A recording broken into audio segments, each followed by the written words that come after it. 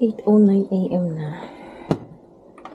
Day off ko at araw ng ano ngayon? Martes. Amay ako nagmata, naka-ready na ako. May lako kami ngunyan. Ngunyan ay aldaw ning report na naman ng taxes. Kaya pa kami magduman sa pinapigduduman ng firm every year. Alas 9. Happy to na ko ide yun ni asawa tsaka ni Benan. Dahil amay pa, di ko feel magkakaning something. Madara na ako ng kape. Kaya nag-iinit ako ng tubig. Nawalat ko si kape ko sa work kasi sa hapon, alas 6 ako nagpuon. 6 to ako sa hapon, nagdara ako ng kape. Ngunyan, ipinatong ko naman sa ibabaw sa may locker. Di ko man sana nabitbit pa uli, nagdaramdaman ko yaw na ako hindi sa harong. Kaya, si favorite ko na kapihan, Mayo. May mga iba pa man akong kapihan, hindi. Kaya, araw ka aning, yun na lang.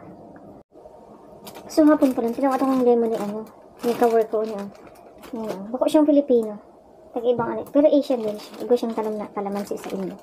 Kapag ka nag-harvest siya, tigdadara niya sa work, kasi tinatao niya sa kuya siya kay Angel, itong ka-work ko na Pilipino din. Kasi nga, sayang. Here we go. Urubana kami na. Ayan. Di may kibahan si Angel. Pwede bang di siya mag-iba? Tapos igo siya ning laog sa work niya. Kaya, di na lang din siya nag-iba. Pwede bang di siya kaibanan? Muli na kami sa freeway. Hindi masyadong matraffic kasi amay pa. Pero arat yan pag pabalik, sure. Traffic na yan. Bali, inaabot din sa oras ang biyahe pa duman sa office. Tatong dudumanan may. Dati, nasa lang siya. Medyo haran kaya lang naglipat siya ng office. Kaya medyo harayo ang niya, ngunyan ng office. Mga sarong oras. Baya akong laogon yun.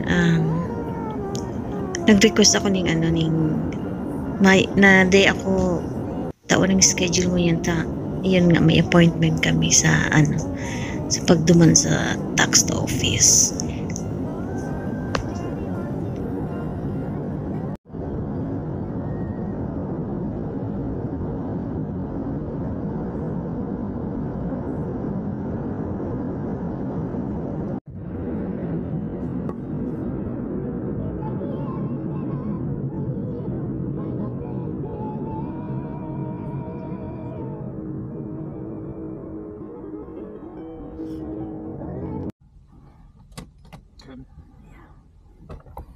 Put mo lang igdi. Yaw na kami digdi.